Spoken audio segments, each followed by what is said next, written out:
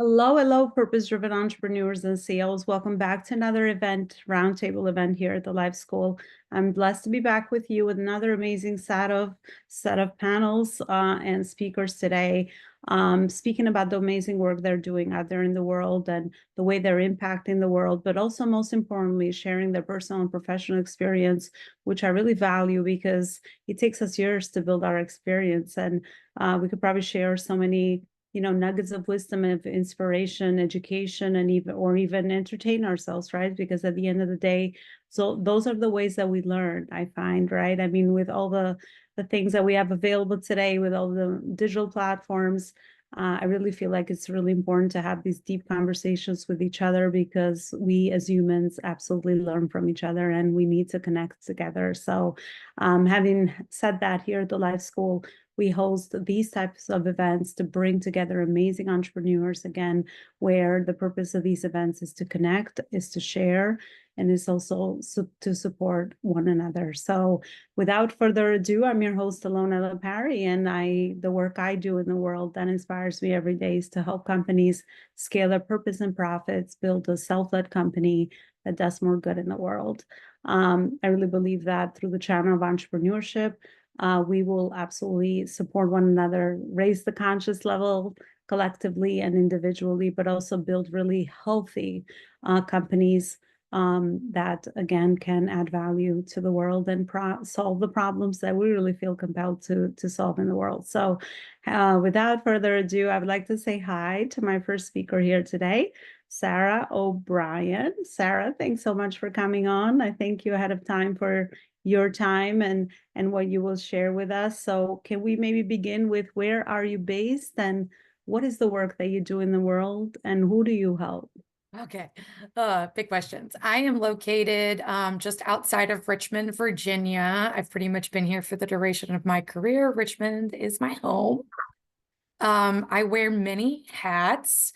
I am a psychotherapist. I've been a licensed clinical social worker for over 15 years. I've spent my entire 15 years in direct practice. I worked in public mental health agencies prior to starting my private practice over 8 years ago now. And so that's a lot of my main work is providing psychotherapy to adults.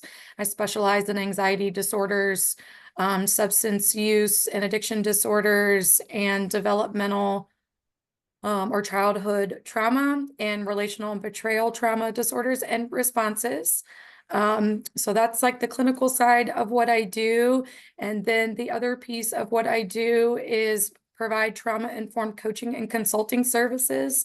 And this is for businesses or leaders looking to upskill and come into the new leadership wave of the future, which in my hope is going to be trauma informed, which is all inclusive, all accepting, and all celebrating of all individuals, their accomplishments, what they bring, no matter their capacity or their past lived experiences of trauma. And I just think it's the best way to show up in the world and makes things the most comfortable for everybody else in the room. So those are, I think, were those your questions? Those are the, where am I and what do I do? Yeah, I know. I mean, it's one, I think one of the challenges that we all, well, at least I feel sometimes is when you gather so much experience, it's like, how do I like put all of that into like, one liner where it's like, here's what I do and this is how I help. But I love the work that you do and the journey that you've kind of been through, because I also absolutely believe that helping people with their internal, absolutely will start to eventually reflect out there in the world. And I love that you mentioned the new leadership paradigm that's getting built and that we're all kind of living through, and trauma being one of the things that holds back new leaders Oh, yeah. and seasoned leaders from adapting to this world and working with so many other things, which priorly, I mean, spent 13 years in the corporate space all the way in the C-suite level. Yeah. These are things that like nobody ever talked about. Right. More like, yeah, more of the other end of, let's numbers and do all the traditional stuff that we hear about building a business. So I love it. Sarah, around trauma, I would like to maybe ask you, what are some of the things that you've seen with that that hold most leaders back when it comes to trauma? It's the unwillingness and refusal to do their own self-work. So you can't be trauma informed if you have stuff that you have unresolved, and many of us do, either from past or other situations in life.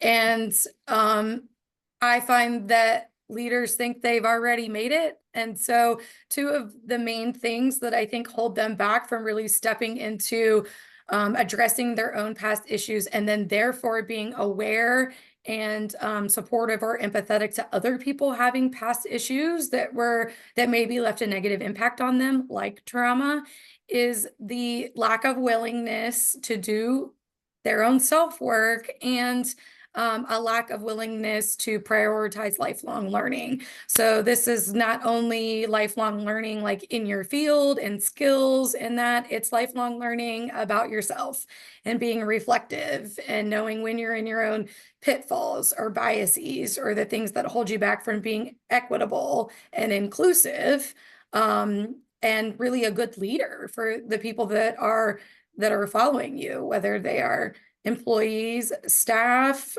whomever, movements, nonprofit organizations, whatever you're leading, whether in a prescribed role or in an assumed role, lack of willingness to take a look at yourself is going to hold you back from being able to perform and trauma-informed leadership well. It's the main pillar. It's what makes us trauma-informed.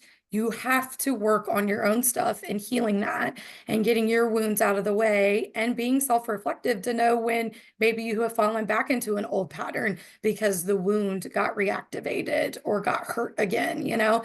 And this is why the lifelong learning and lifelong self-reflection is important.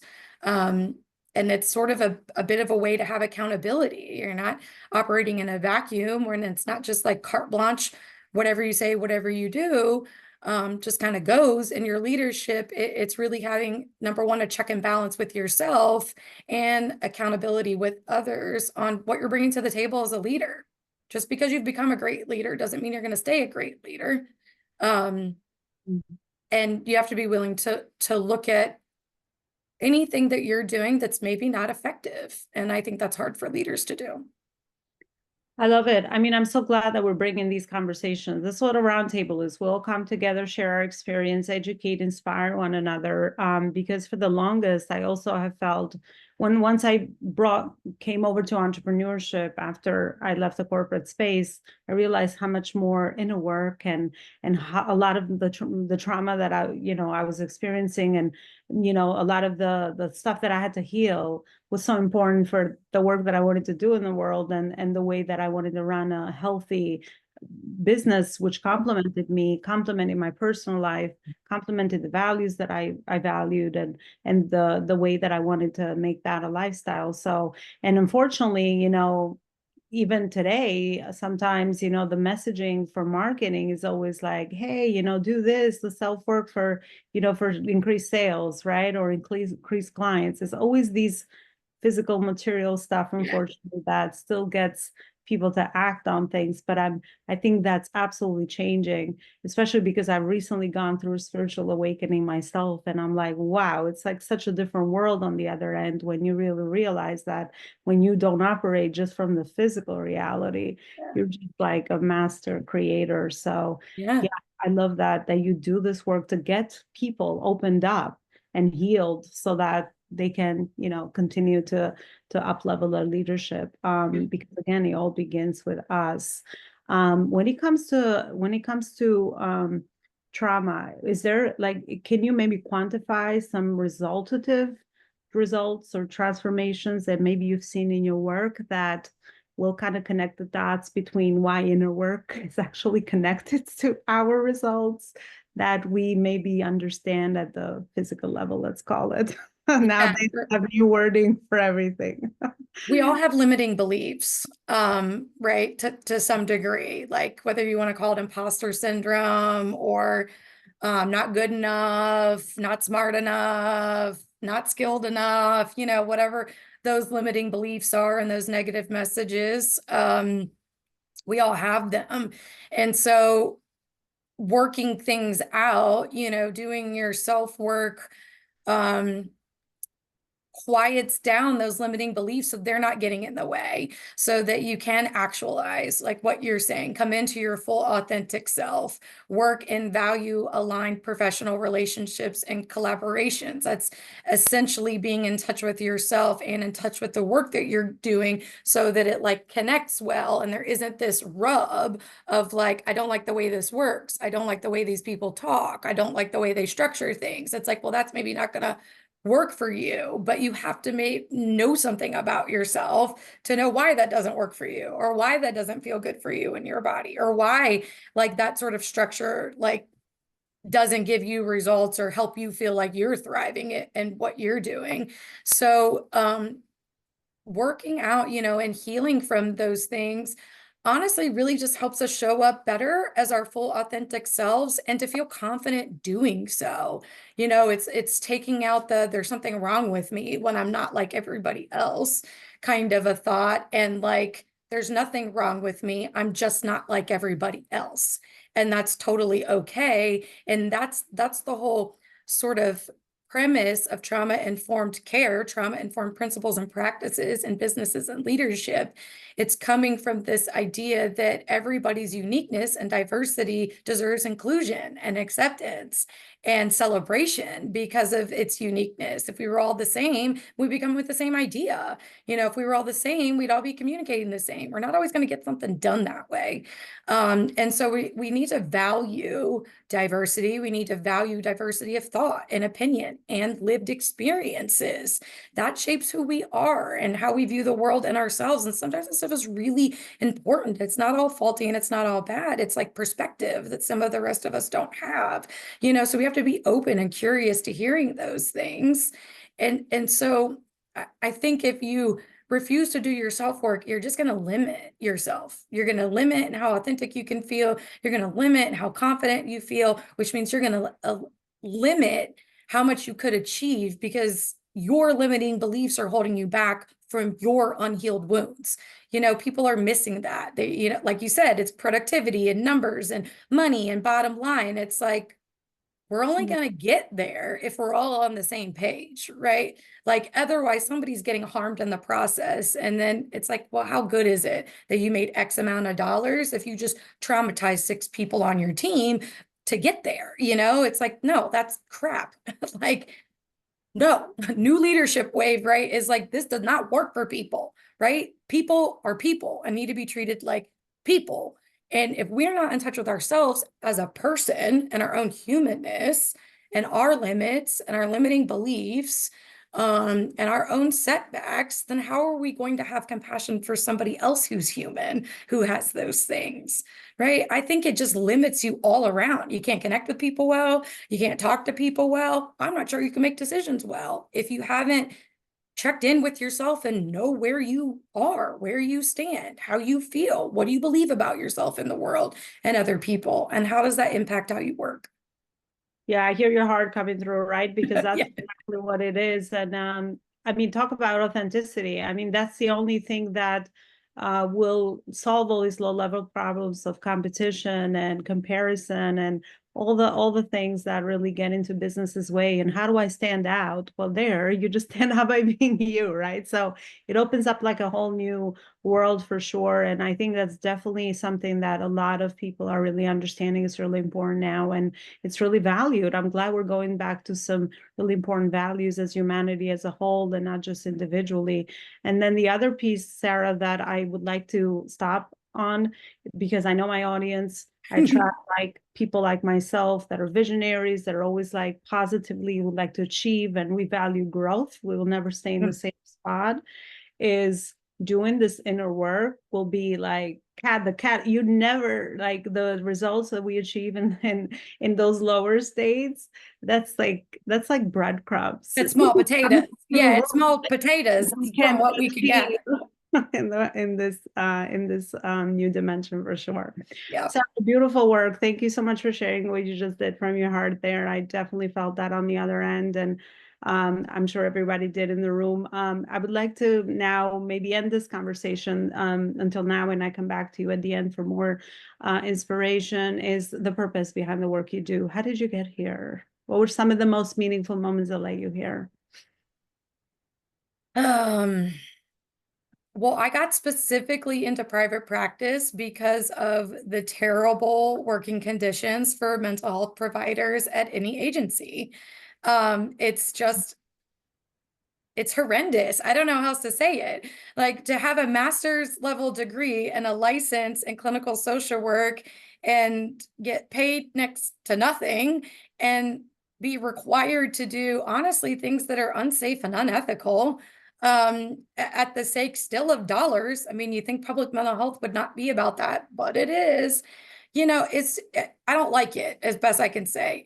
It's not fair. It's not equitable. The people that are going into mental health care, have hearts and desires to help people, but we can't do that if the system doesn't support us in providing good work. And I didn't have a single employer that cared about what was going on with me as a human. They didn't care if I wasn't sleeping well because of stress from the job. They didn't care if I felt unsafe alone in the room with one of my clients who had threatened me. It was just like, this is the job, you have to do it. And it's like, for years I did that and was like, I guess this is just how it is. And sort of getting out now and being connected to some other networks and some other trauma-informed professionals, doing a lot more of my own healing work over the years and recognizing absolutely not.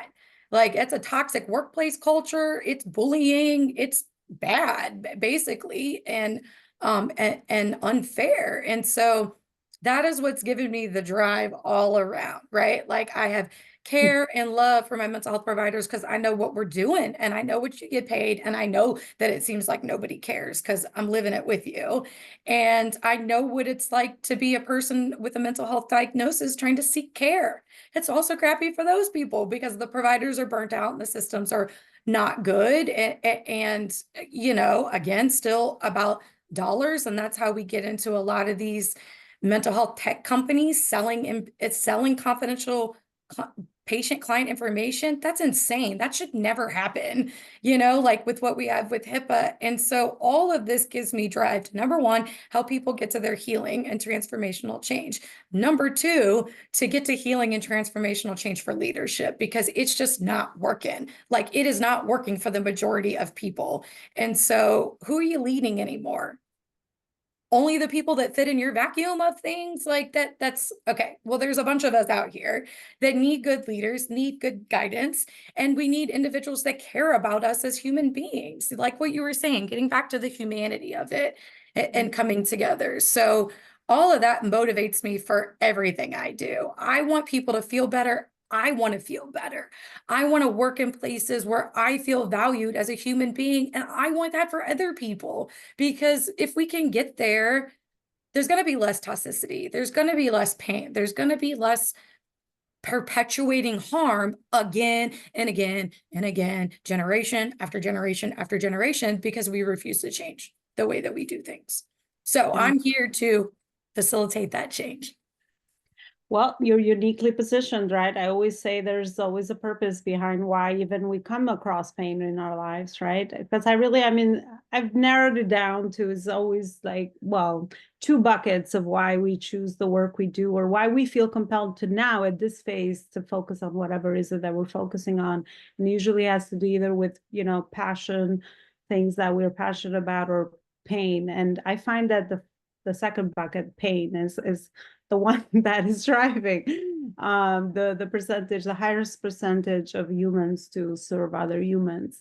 So yeah, I love the work you do, and thank you so much for sharing from that heart space. And love to stay tuned. I would love to come back to you at the end for a final message, and also where is it that at least we start in these conversations, we can further connect with one another and find ways to be supportive and build genuine, meaningful connections, and collaborate to do more good in the world. Thanks so much for sharing, Sarah. Thank you for having me on. I appreciate it.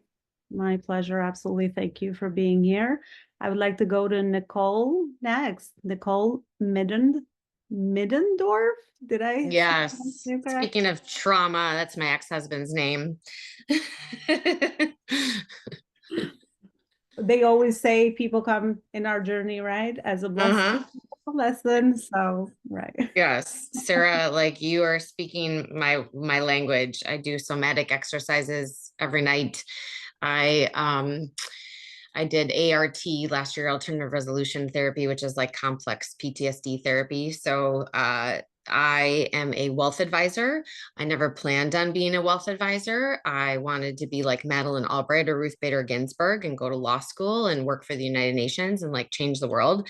But I'm changing the world in a different capacity. It's just all of us have different experiences and lead us into different paths. But I got married right out of college and everything was just super, super, super fast. And I married someone who had dreamt of being a stockbroker his whole life.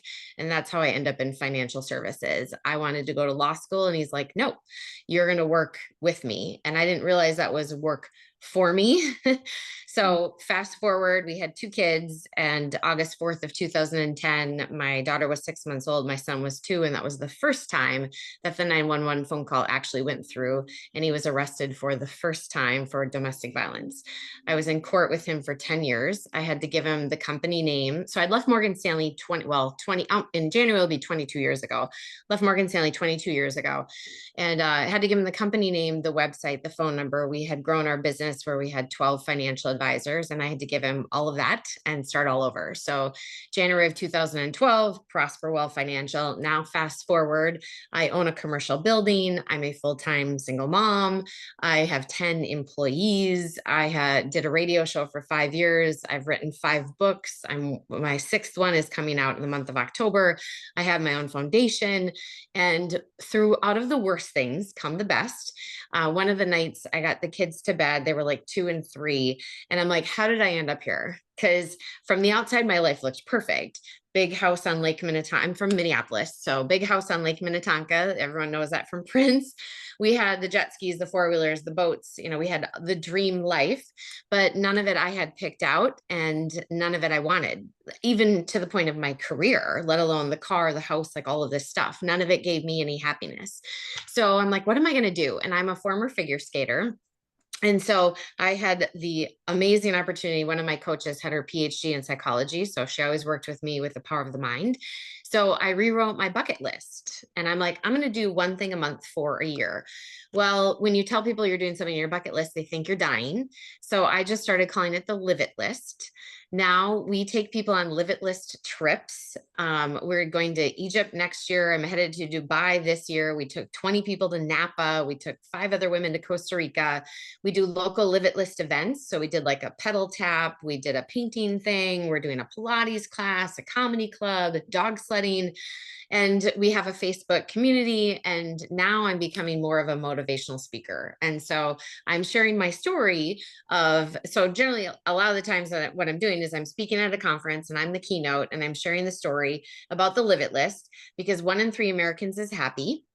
And if you spend more money in experiences, you're going to be happier than if you spend money in things. And so that's what we use in our financial planning. Every client gets a financial plan, but it's what do you want to do in your life? What is on your Live It list? And so usually I'm doing a keynote where it's motivating, sharing more of my story, and then doing a breakout, which is about money and how can you actually, enhance your wealth and grow your wealth. So yes.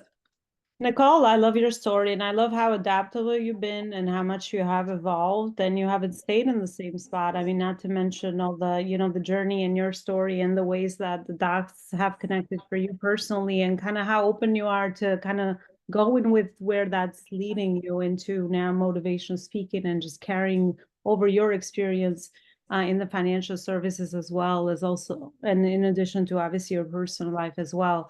So that I would love to ask to connect those dots, both of those dots. And I love the Live It bucket list, because we always talk about, the opposite. What are some fundamentals that you maybe teach your clients that you've seen over the years that will help them, ensure that they're intentional with their finances so that they can intentionally live and invest in those experiences, which I also agree are really where the juice is, because it's the best personal growth and the best, all the things that we've been saying so far around Yep. exploration, growth, connection, all those things that as humans we're realizing are really important. Yep. It's 3 tools and 3 main tools. There's lots of other things, but 3 main tools. And those are coming out in the journal and the book that we're launching on October 1st. And also because it's Domestic Violence Awareness Month. That's why we're doing that. But one, it's a happiness wheel. So, and you all can do this. It's simple. Take a sheet of paper and draw a circle, and you're going to have categories of finance, personal life, romance, health, physical environment, all of those things, and you rank them. So in the center of the circle is 0, and on the top of the circle is 10. And the goal is you want to be all 10, but generally in this world of blend, I call it blend, not balance. It's you want to look at what am I lacking? And for me, when I do it, it's usually health is down on the bottom, or it's romance is down on the bottom. And so those are the 2 things that I'm usually working on the most. But for a lot of people, it's the finances. And so that's where we help them make a focus. And it can be as simple as, taking a glass of water, putting your credit card in there and putting it in the glass of freezer, putting the glass in the freezer. So I really feel more like a therapist most days or a psychologist most days than a wealth advisor. The second thing is then asking yourself some tough questions. So like, what is your why? Like, why do you get up in the morning? When was the last time you were super, super happy? And thinking about really these things, and like when you were happy, who were you with? Like, what were you doing, to just shift people's perspective? Because again, it's not about the money. It doesn't matter how much money you have. If you don't have your health, you really don't have anything. And if you're, just working and working and working and working, like, what is it all for? And then the last thing is visioning. I'm a huge proponent. So I am in the process of building my dream home right now, and it's on the lake. And I have dreamt since a kid, like I've envisioned this blue and white cover over the boat. And like, that's what I have now. And so for me, it's setting a vision board. And what's so fun is I have the older vision boards in my office, and my daughter the other day, she was like, oh my gosh, she's like, you used to have that car. And I'm like, yeah, used to. And so it's all about really being intentional and really being focused, but then visualizing that and working on that every single day. Yeah, those are, I mean, fundamentals to even, co-creating, right? And being intentional with where is it that we are going, because it's our mind is powerful. Once you just put that thing in there, it's like it's gonna happen somehow. Yeah. So we don't need to know the how. I love it. You said the why, the purpose behind it. So, we get so carried away sometimes because of the fear, right? That boils up, especially when we're going for something big and doing good in the world or having a big vision. It really scares people. So I really realized that just take the next breadcrumb, right? Put the next puzzle piece together, and then really get behind the big vision and lean on that, because there's a reason why it came to you and not to me or not to anybody else. It's definitely connected to why we're here. So beautiful work, Nicole. Thanks so much for sharing and Thank you. being here today. Thank you. My pleasure. I would like to go to Tranis Goggins, yes. How are you? Good. Thanks so much, Tranis, for being here today. And if you could start off with where you're based, and again, what is the work that you do out there in the world? I am based in Asheville, North Carolina. Beautiful mountains up here. I'm originally from Buffalo, New York. So when I see New York, I'm always going to be a New Yorker. But now I'm a proud Ashevillean, if you want to say. I am a college. Yeah, I see some clapping. Thank you. I'm a college professor.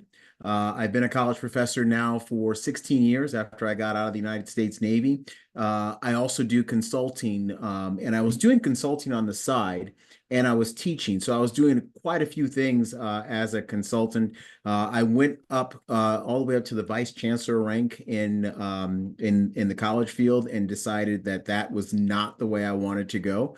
I did not want to be in administration in college. I love going out, teaching, talking, and consulting, but I don't like the mundane. I don't think any entrepreneur wants to just do administrative stuff. They want to go out there and actually get their hands dirty a little bit. They want to move around. But I did love teaching. So I did teach, and I wanted to write books. So what I did was I lived in Indianapolis, Indiana for a short time. I wanted to write books. I'm a history buff, always have. And even though I'm a business professor, I always wanted to write a book on history. I started writing this book on history called Founding Fathers, Unclaimed Heirs. And it was about 9 of the first 15 presidents of the United States, and 3 of the first 17 vice presidents had slave children. So I wanted to write a book on that. And so I started writing this book, and I said, I'm moving out to Asheville. I'm writing a book. I'm going to be a hermit, so to speak, right? That was none of that went as planned. Okay. I was teaching some inmates at a prison, and I asked them, I said, what do you want?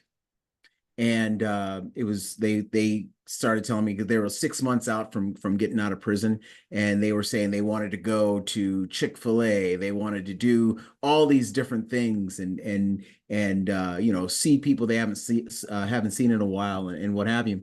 And so I said, no, what do you want? And the room went silent.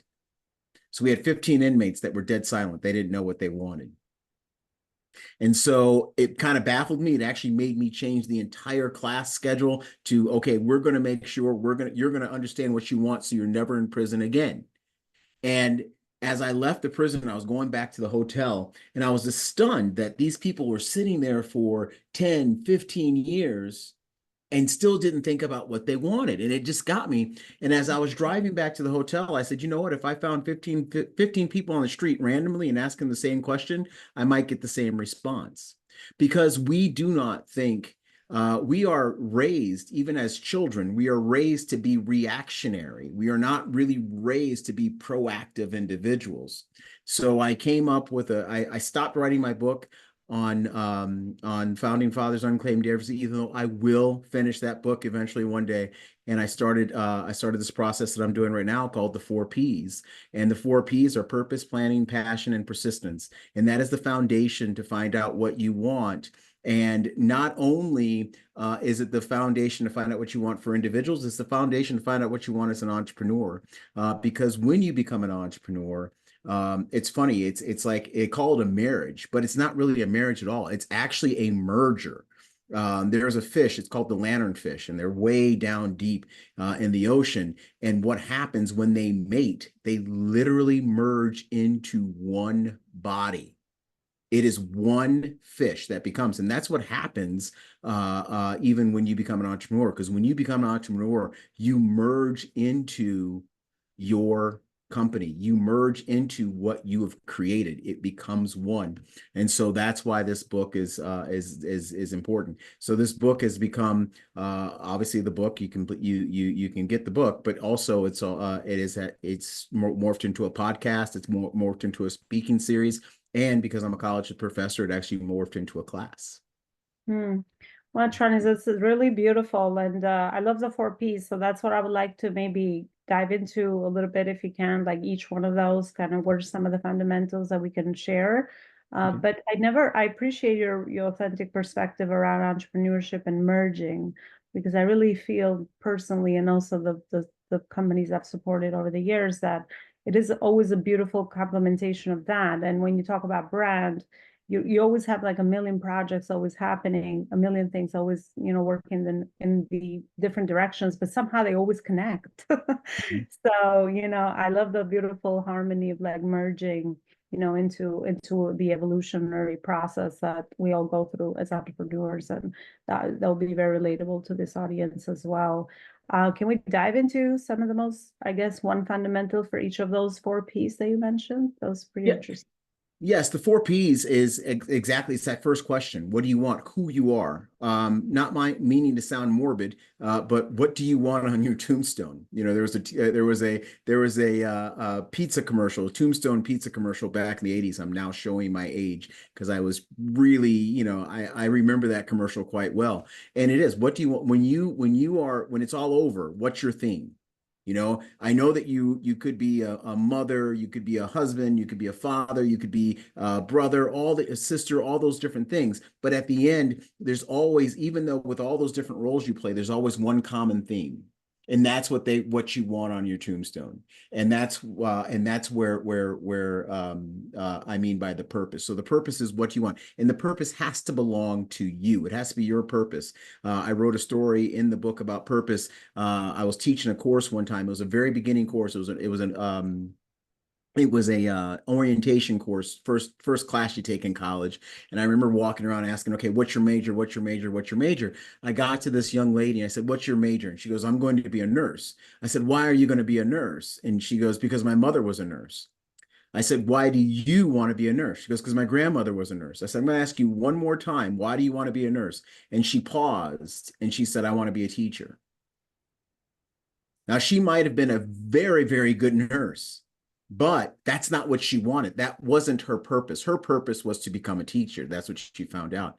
But then after you become after you find your purpose and after you know what you want to do and after you know who you are, then you need to plan. And planning is being intentional. Remember, I was telling you in the beginning that we are trained to be very reactive in our life. And so the next couple chapters in the book deal with being proactive, knowing, where do you want to be in 5 years? That's a question that a lot of people ask, and a lot of people ask it, a lot of people can't answer, but what is it going to look like? Where are you going to live? What are you going to be? And how to plan to get to those steps. It's the roadmap. And then the other thing is passion. And that ties right into purpose yet again, because again, like that young lady who wanted to be a teacher, if she went ahead and became a nurse, she may not have had the same level of passion. And later on in life, Nicole was talking about bucket list and all that. Later on in life, she may have said, wow, I have this huge live it list. I'll change it back to live it list. I'm sorry, Nicole, but I have this huge live it list and I didn't live it.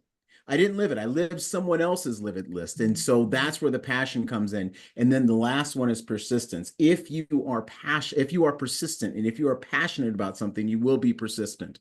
I am a huge, huge hockey fan, and I'm a huge hockey player. I play hockey. I mean, I'm not a good hockey player. I said I'm a huge hockey player. It's a total difference. Okay. But I play outside. It could be 5 degrees outside and I will go ahead and I'll lace it up. It could be 95 degrees outside and I will put on my skates and I will sweat it out.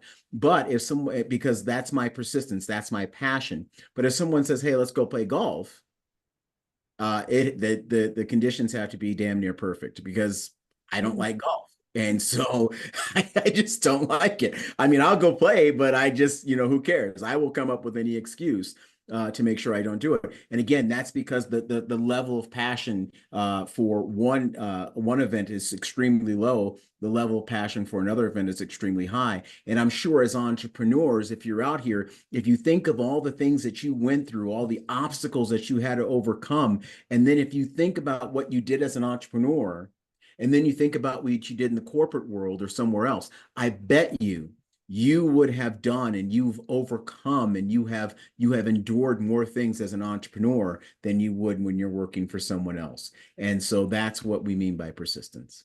Well, Charles, thank you so much for inspiring us and fueling us with inspiration and just I always find like when conversations come from the heart, it's almost like never a tiring experience. It's always like a fulfilling experience because we all need to get reminded. It's something that you said around purpose, which I also have come to clarify over the years that I've also personally been here on earth and the experience with others is there's always a common theme. There's one purpose. Because I could see everything that I've gone through, even though we focus on different things and different phases of life, right?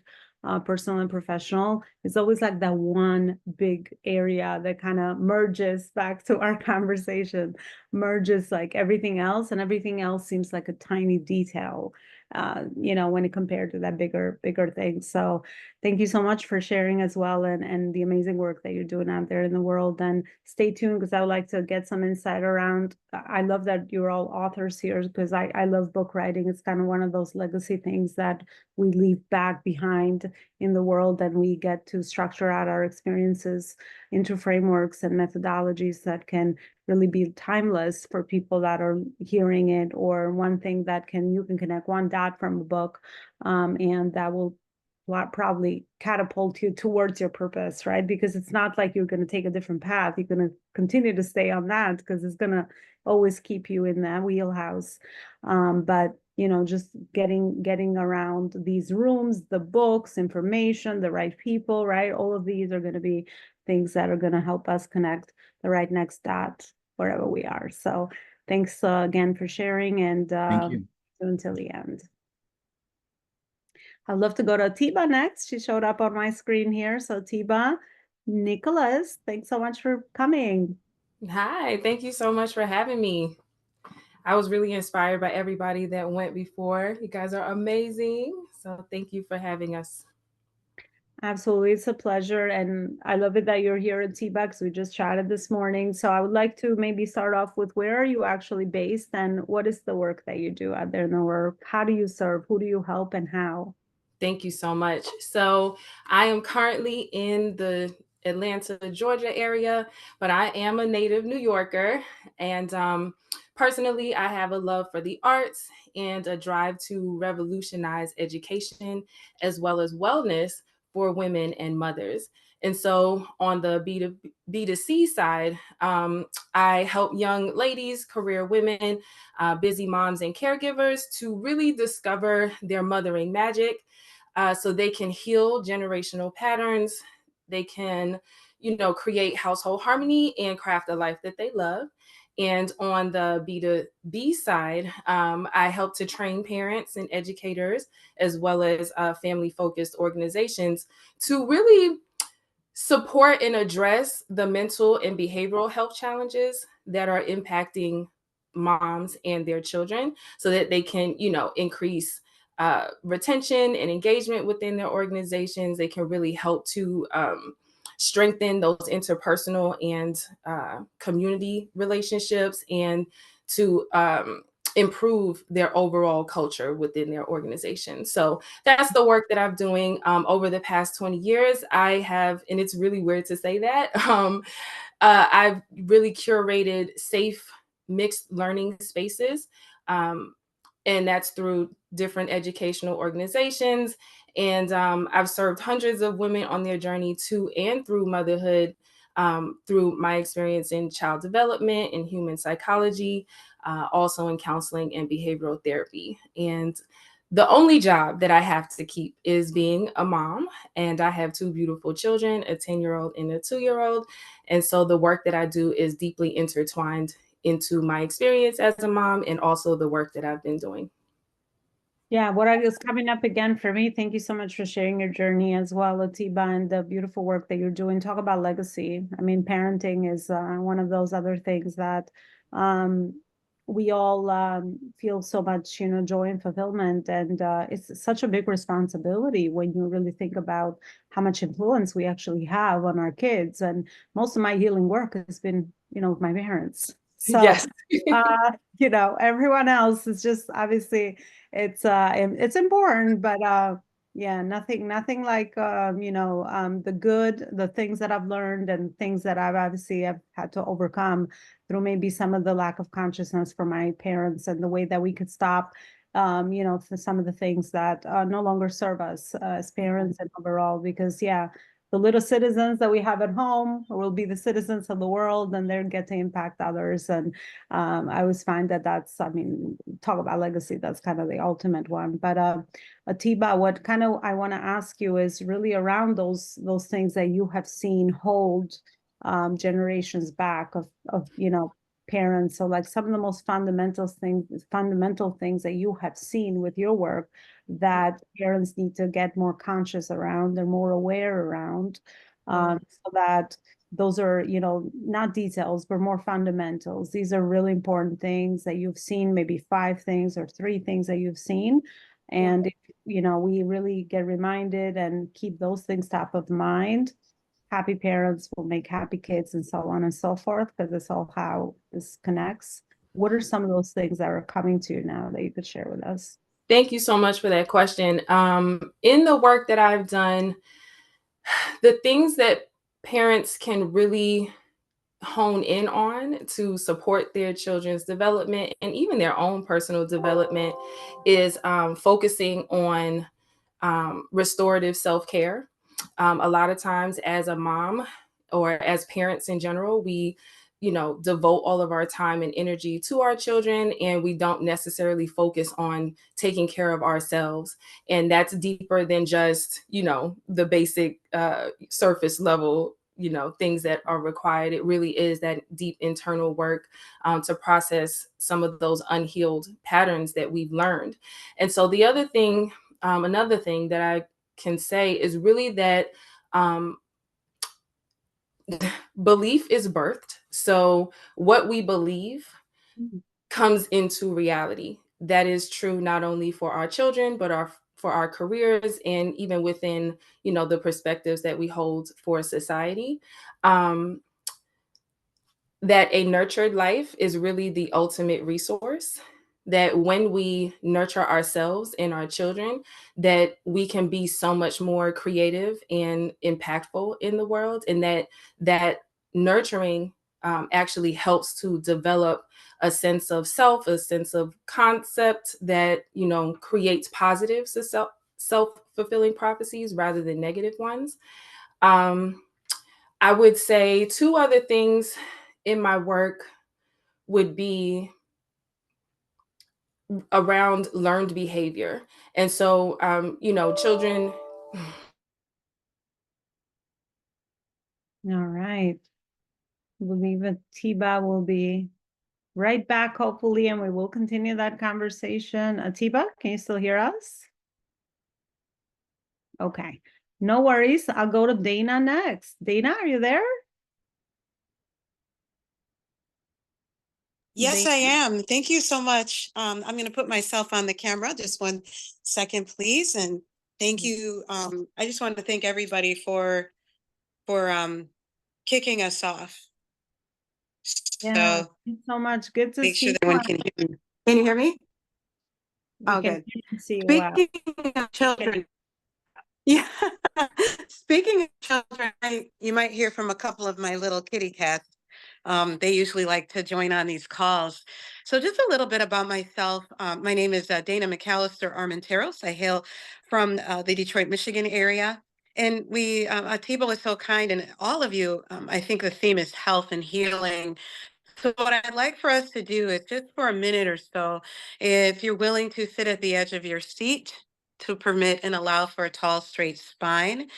You can keep your shoes on if you'd like to, or you can remove your shoes and just focus on the area right below the tip of your nose.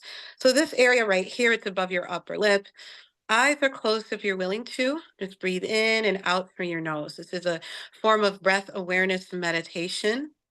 And so we're just going to give ourselves just a moment or so, closing your eyes, breathing in and out, breathing in, tall, straight spine. That serves you. And just notice and observe the ground below you. Notice the cadence of the heart in your chest.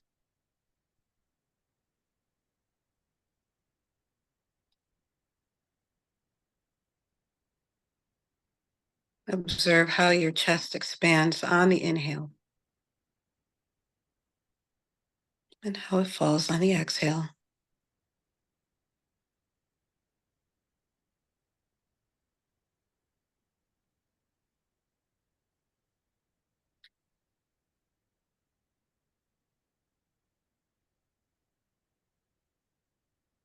If your mind tends to wander away, that's okay. Just observe it. Come back to your natural breath. Start again. Keep coming back to your breath, your natural breath. Focus on the area above your upper lip. Keep coming back to your breath. Start again.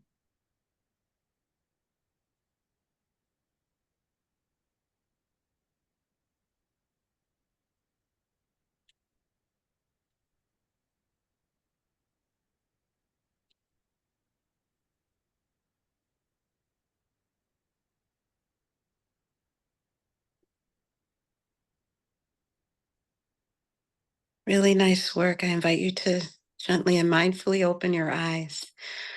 I have a lot of gratitude for Ilona and her team to invite me to participate and how beautiful it is to see everyone here as well too. Just a little bit about myself. I'm the CEO and owner of the W Buchanan Group, and W stands for wellness. It's wellness for the people and wellness for the planet. My company is a certified minority business enterprise.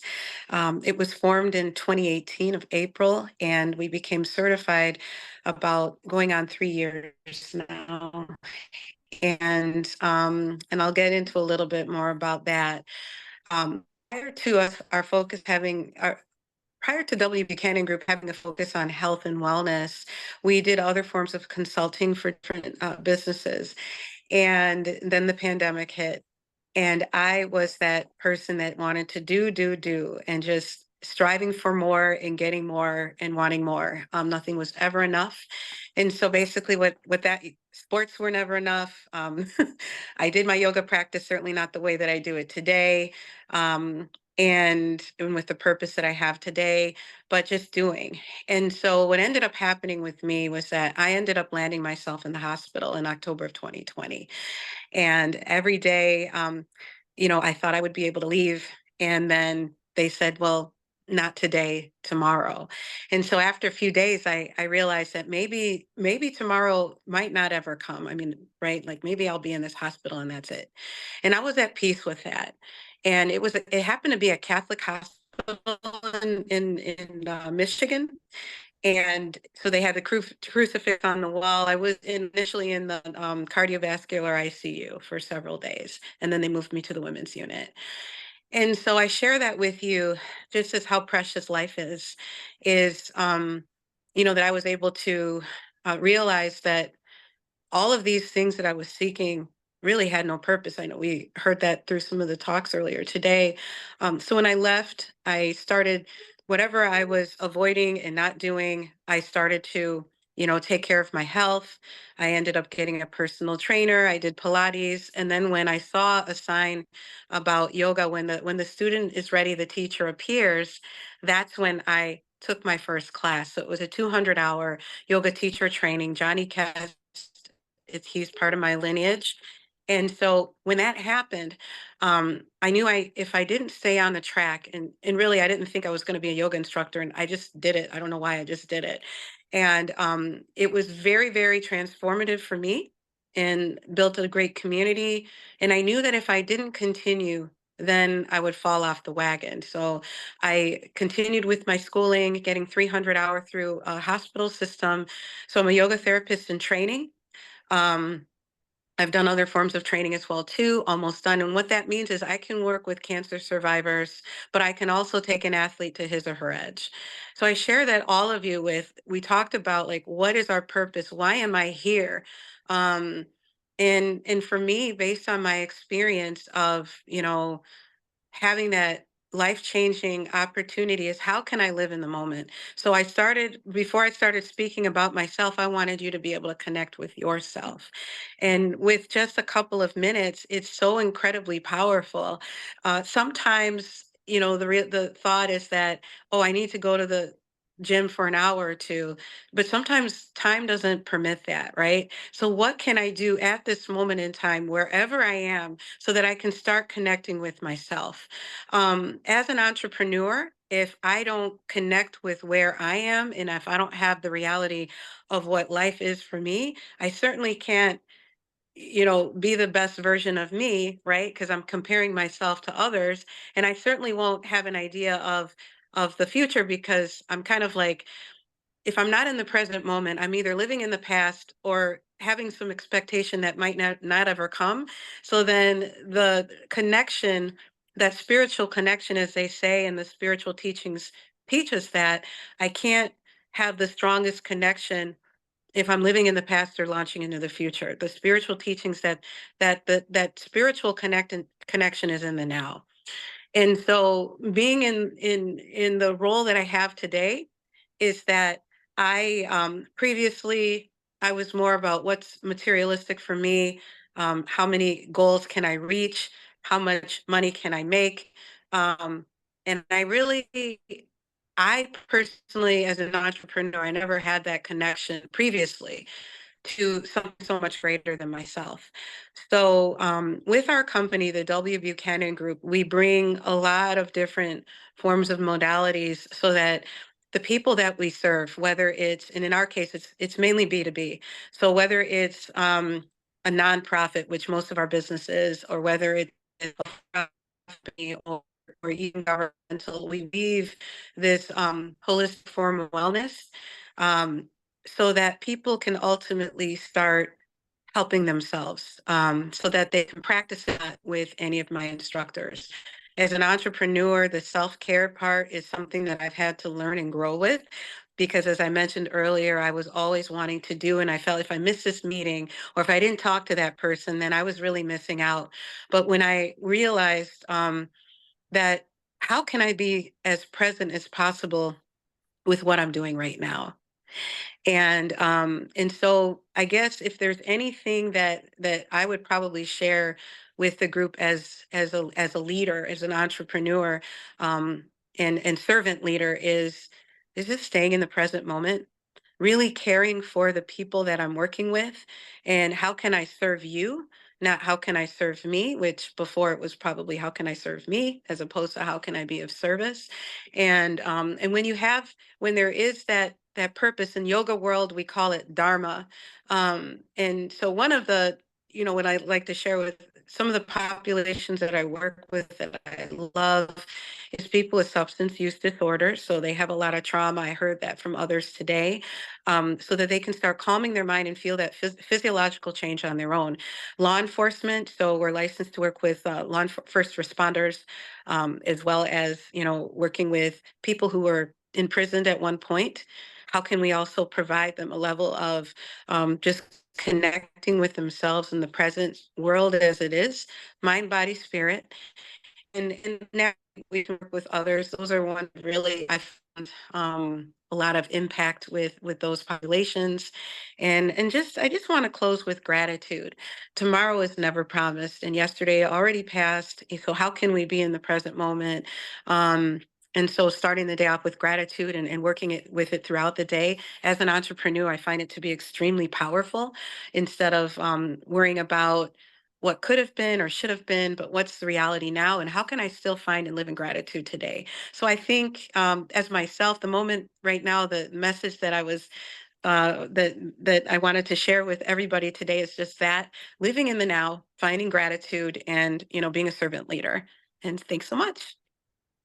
Dana, well, nothing to add. That was such beautiful flow, but I mean, present moment, that's all we have.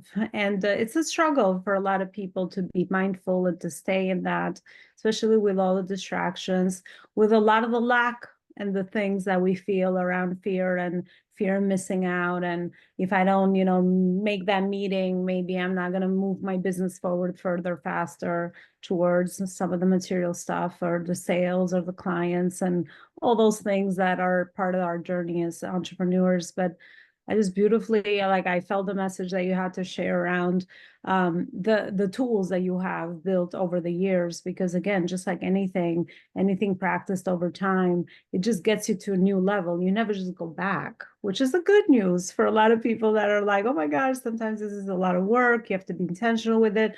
But I love that you said that, because I'm also getting the same level of awareness at this moment myself, that it could be just a 5-second close your eyes, breathe in and out. That could be our definition of self-care, right? So let's not make it such a structured process. I mean, for everybody, right? Oh, you got to go to the gym 5 days a week. You got to meditate every day. You got to journal every day. I think when we get into those flow states, whatever comes up, it's such a beautiful way that we're all built. And most of us are just not seeing it because we have so much stuff holding us down.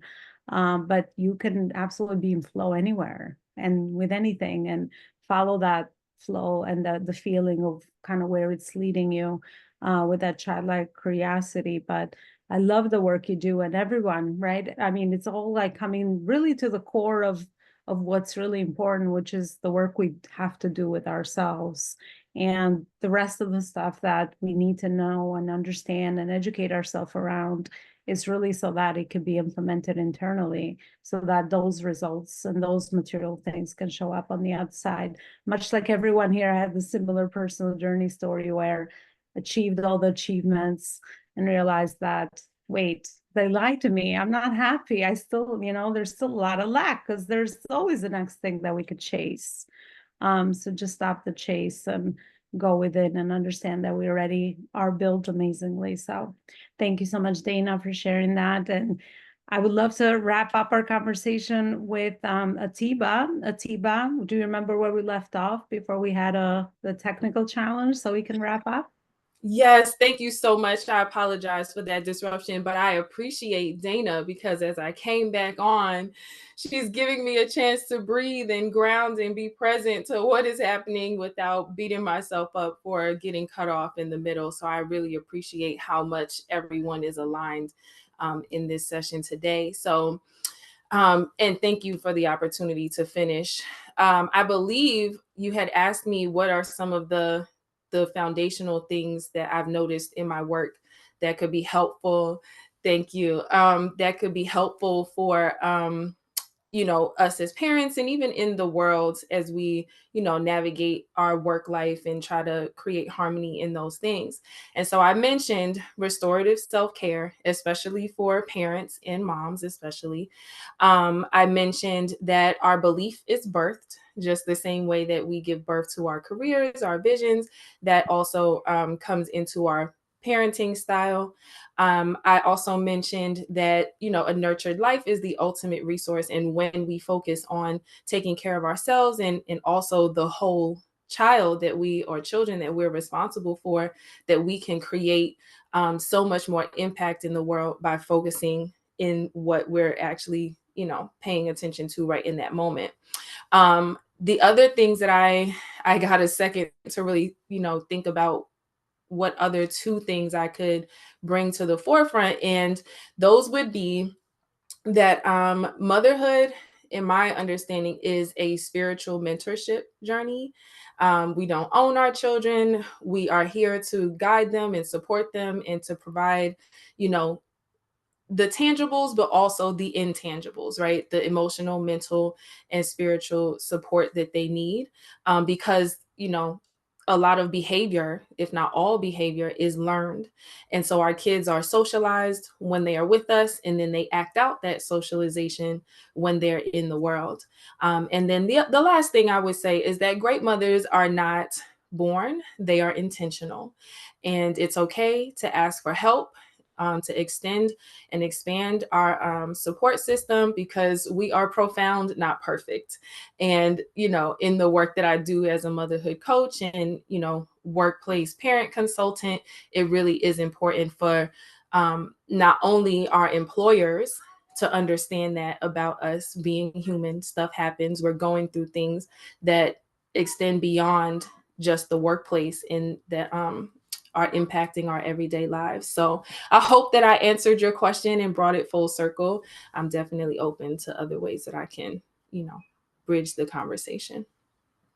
Amazing information. I think it's definitely food for thought. And I like a few perspective shifts that you had, because I realized that a few perspective shifts also in my personal journey have completely transformed the way that I look at things and the inspired action that I take from there. And obviously the creation that happens from there. What is your message for employers, Atiba? Because we have tons of CEOs here that have teams. So Yeah. what is the message for employers when it comes to this area of work? That's beautiful, to kind of bring in all of us as, leaders of our own organizations that impact the lives of women and mothers, regardless of what stage they're in. One thing that I help family-focused organizations, or ones that have, a large percentage of women or mothers on their teams, to do is to really explore and improve their mom IQ. And so for many of the women and mothers here, I'm sure you can relate to having these personal experiences that have to be checked at the door before you come into the workplace or into, engaging with our coworkers and meetings and all of the other things that are required of us. And so for the leaders, I would say that a tool that I've created that I think would be super helpful is the Mom IQ assessment. And it really examines 5 areas that we could be better equipped to support our staff and our employees and our team members. And so those areas include intergenerational households. So do we know whether or not the women and mothers in our organizations, whether they're caregivers to elderly parents or other community members that they are responsible for? That plays a big part in how they show up in the workplace and just in their own bodies sometimes, because being a caregiver, despite our role as mothers and other roles that we fill, can really place a heavy burden on us.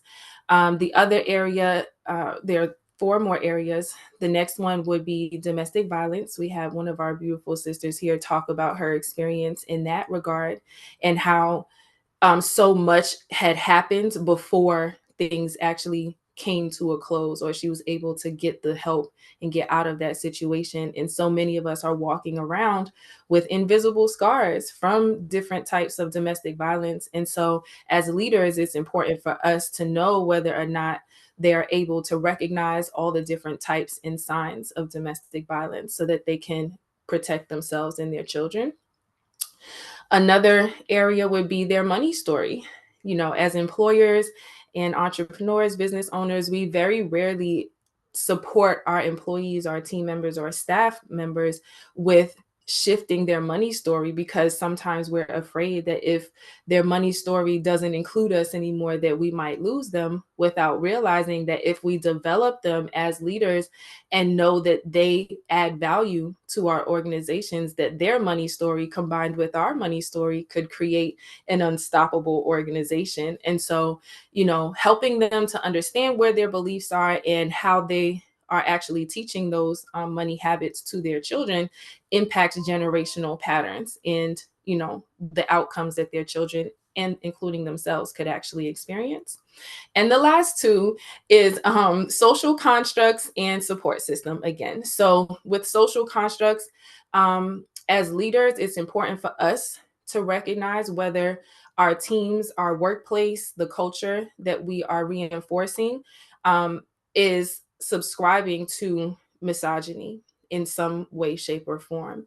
And if that is the case, that means our mom IQ might not be as high as we think it is. We might have a full team of, women leaders and not realize how we're reinforcing misogyny or misogynoir, especially as a melanated woman in the world. Those are things that we have to deal with in the workplace.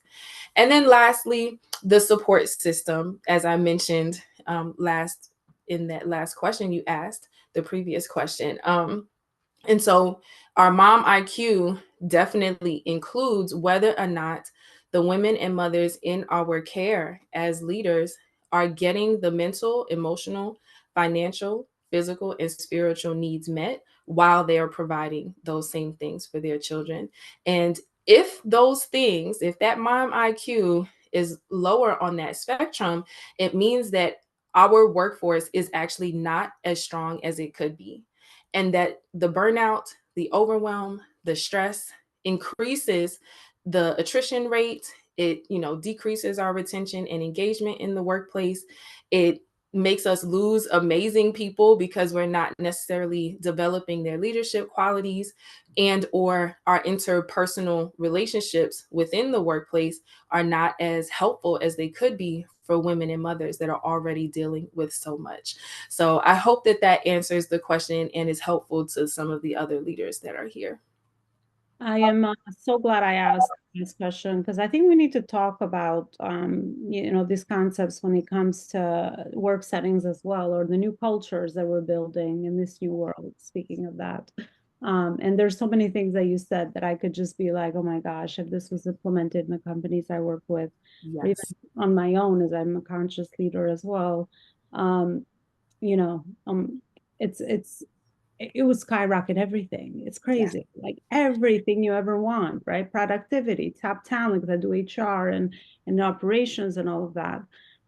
So yeah, I mean, it all connects, and just taking care of the humans inside your family, inside your home, you know, inside the hub of the company. I think it's really really beautiful. And thank you so much for sharing that, and the service that you're able to, the value that you're able to bring to the world with what you have learned in your experience as well. And everyone, actually, I mean, every event, I'm like, you know, I'm always like intentionally like coming up with information that I really think are amazing things to kind of share, amazing things that are helping me unblock something in my own life, because sometimes we don't always share things, you know, with the purpose of the selfish stuff, right? When we're selfless, we understand that even though we're ambitious people, we have achieved things in our lives, don't let that stop us from sharing the next thing from our heart that we think, you know, we have learned in the moment, because we're all in unique journeys, and we just don't, you just never know who connected who right now, right? I mean, I did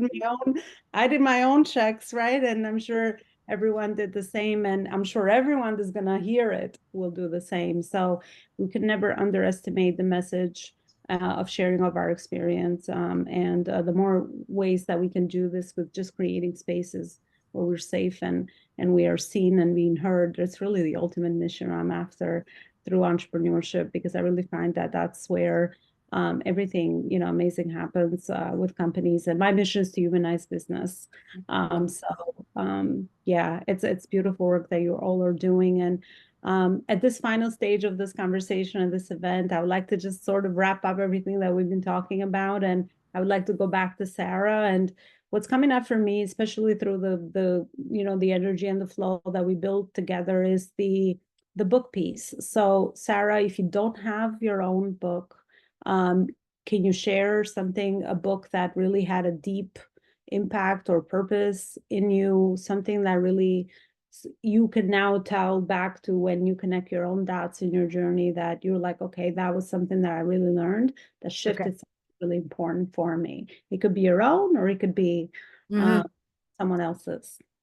Okay, I'll say a couple of things. I never have just one. So something you have to know about me is like Chatty Cathy. And I always have more than one idea at a time. Okay, I did just co-author a best-selling book. It came out a few weeks ago. Thanks, Atiba. I see you. Yes, it was exciting. It's called Bullied: How I Got By. And these are short stories from individuals that have been bullied in different scenarios. And mine is on the mental health service industry and how it has bullied mental health providers. So I shared a little bit with you guys about my background in public mental health. Well, I wrote my chapter on that, and that's really like where I started to pivot my career and sort of take it back into that. So very inspiring stories. It's not going to be a trauma dump. I recommend everybody just pick it up and see what you can get from it. I will write my own book one day, and then we'll be back for that. But until I get to that point, I will have to say, do I have the other one here? Oh, I maybe don't have the other one over here. Okay, so one book that's been really impactful for me is this one, What Happened to You? Written by Dr. Bruce Perry, who is, oh God, like a 35-year veteran in the trauma world. He's a psychiatrist, but a different kind of psychiatrist who understands all of that stuff. So this is actually written as a conversation between him and Oprah Winfrey.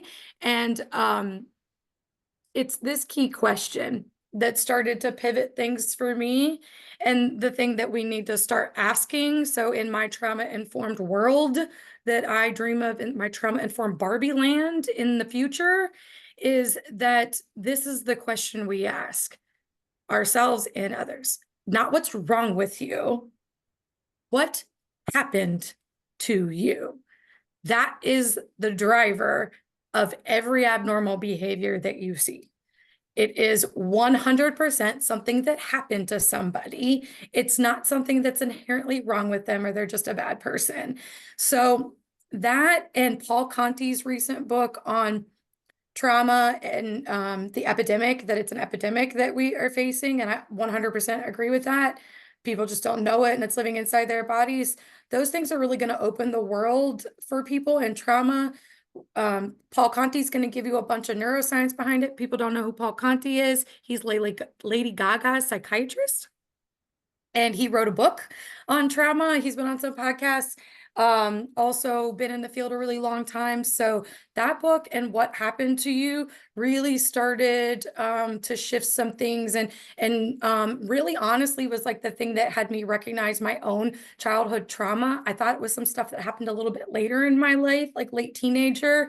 No, that stuff happened as a late teenager because of all the stuff that happened developmentally that I you don't realize how it warps you until you get unwarped, and that's why we need to stop placing blame on survivors of trauma. It's not their fault. It's not their fault they have health conditions. It's not their fault they have mental health issues. It's not their fault they have interpersonal relationship issues. This is what they've learned. They don't know what else to do, and they don't realize they're doing it. And so I cannot tell you how many times I myself have heard, "What's wrong with you? Why do you act like that?" And it's like, I don't know, but thanks for making me feel bad about myself, and then I can finally get to the place and be like, "No, sir, it is not what's wrong with me. It is what happened to me. And I was so young, I don't remember it happening, and it just laid the groundwork and the foundation of how I view myself in the world." So those are really pivotal for me in the last couple of years that have really propelled me more into trauma-informed learning, trauma-informed leadership, and trauma-informed care, because we got to stop asking what's wrong with you. And we have to start tapping into, again, what you said earlier, our common humanity, and recognize that we're all humans and we're all doing the best we can. And we need such a greater amount of compassion for ourselves and everybody else to succeed. Like, we are going to implode unless we start doing this and taking care of one another. All right, beautiful, Sarah. Thanks so much. And where is it that everyone can further connect with you beyond just this space? You can find me on LinkedIn. I'm very active. You can find me on Instagram. My handle is @TimelessTherapist. I post on both of those. That's where I'm most active online. You can also find me and all my goodies and all my freebies and free videos on my website at www.sarahobrienlcsw.com. I look forward to seeing you guys. All right. Thank you so much, Sarah. And I'll share all the links for everyone after the event so that everyone can connect together. That's one important thing for me, to connect people together. I always like connect dots together in business and in people together, because when people connect together, then of course the second part is just the byproduct. So thank you so much to Sarah for sharing that and for being here today. I truly appreciate it. All right, I would love to go to Tronis next. So Tronis, same question for you around the book that you would like to recommend and the purpose of why it's been impactful for you, and where is it that the audience can further connect with you? Well, I will recommend, and I know this is a shameless plug for my own book, but I am going to recommend my book, The 4 Ps of You.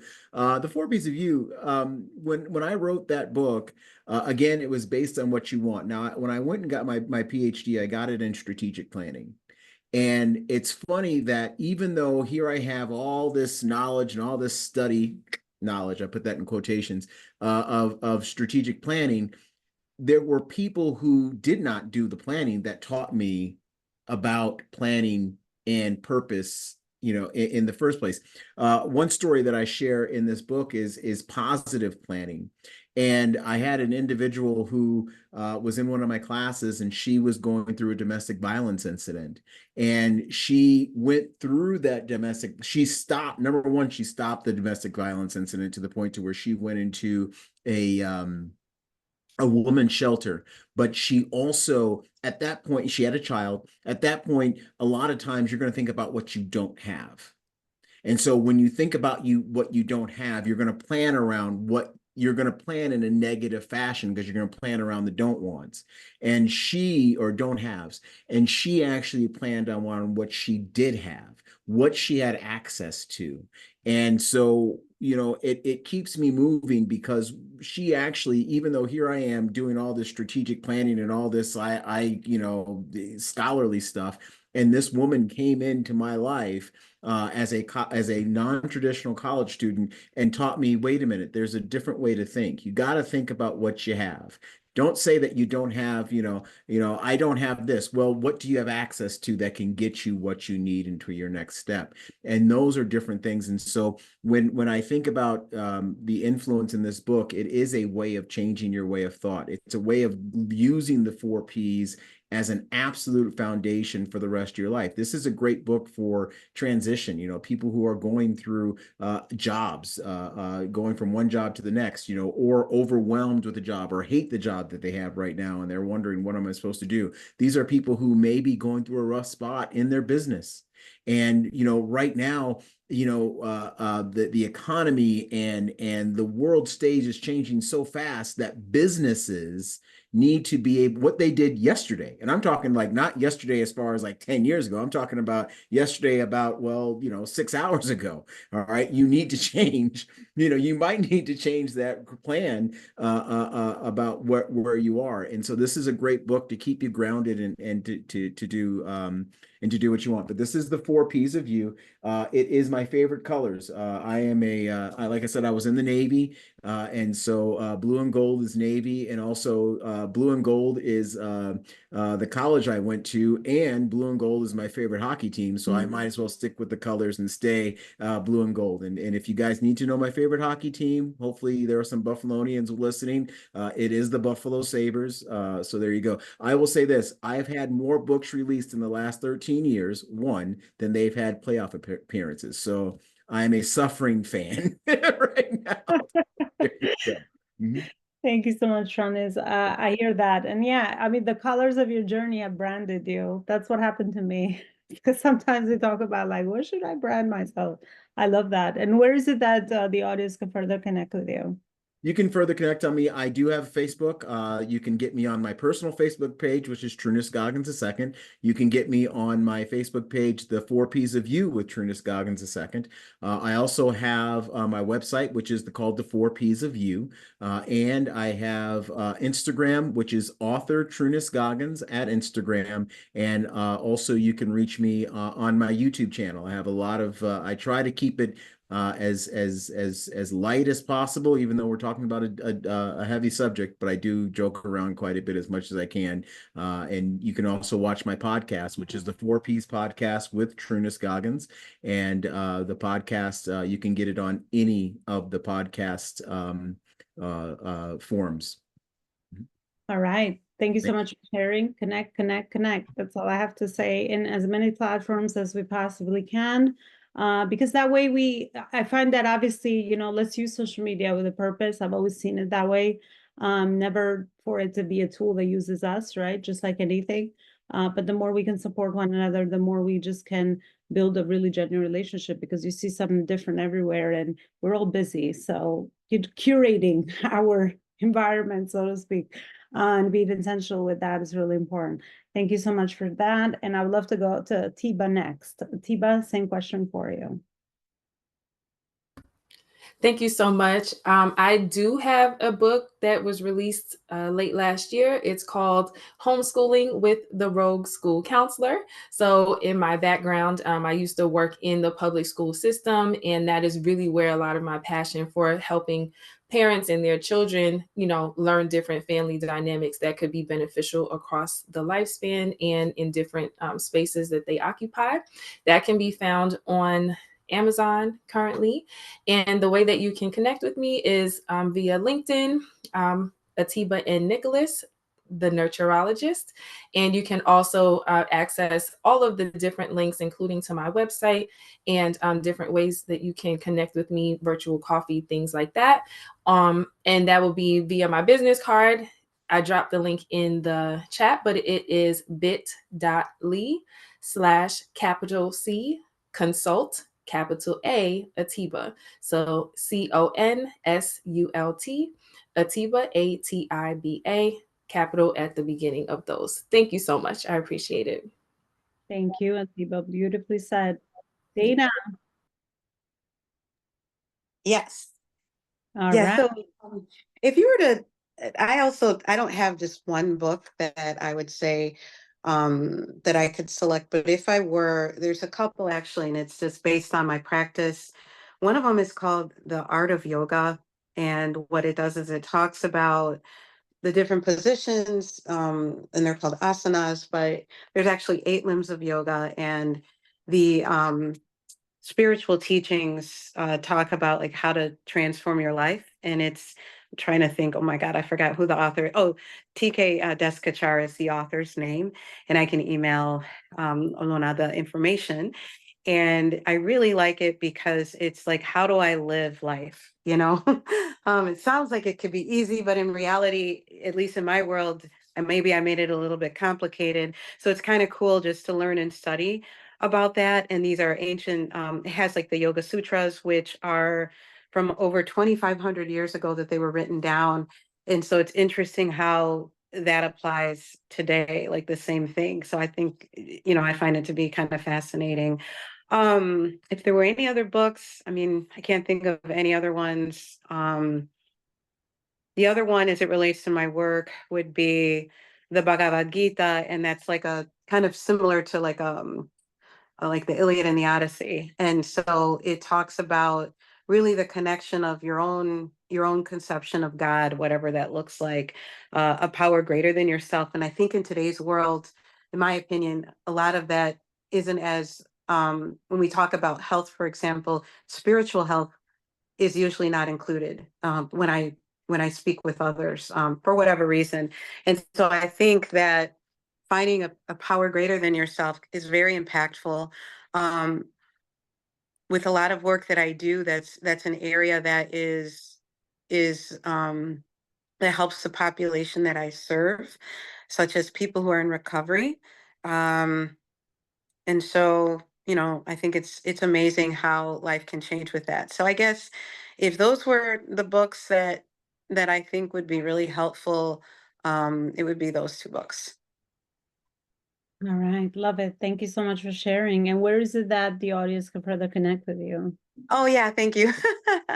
So my website is the THEW, B as in boy, UCHANAN group.com, and my email Dana at the WBuchananGroup.com. The other way is in my LinkedIn, which is Dana M. Armenteros, ARMENTEROS as in Sam. And then I have Instagram, which is wellness yoga Dana, I believe is is my Instagram. So those would be the ways to connect. So definitely please reach out. I would love to hear from each and every one of you. All right. Well, thank you so much, everyone. Definitely, absolutely connect with one another. This actually brings us to the end of this event. And I want to thank you all for the amazing work you're doing out there, the service that you're providing to the world, and the complementation, the beautiful harmony, and the collaboration that is needed in the new world. And I'm so blessed that you have chosen the Life School to come in and share your experience today. And very, very grateful that for all the people that are going to listen, and hopefully you could share this information. I always say that the thing that we can do as humans is always share from the heart. So if you find that, this is helpful, absolutely share it with other people, and let's leverage social media, which is the fastest way to share, to be able to create impact, because you never know who's going to listen to what and connect what dot, really. So thank you so much for being here. And again, I'm looking forward to other events that you're able to watch here or get access to here at the Life School. And I just want to remind you, around our own community here at the Life School, we strategically connect people together. We strategically connect you to speaking stages, paid and not paid, TEDx, podcasts, all the channels and the spaces that we all can co-create to be able to do just this, share from the heart, and then really connect with amazing humans and souls out there. Thank you so much for being here. I will also include more details around that for those of you interested, and I will see you next time in another place with another amazing event here at the Life School. Thank you so much for participating, and have a beautiful rest of your day. Bye, everybody.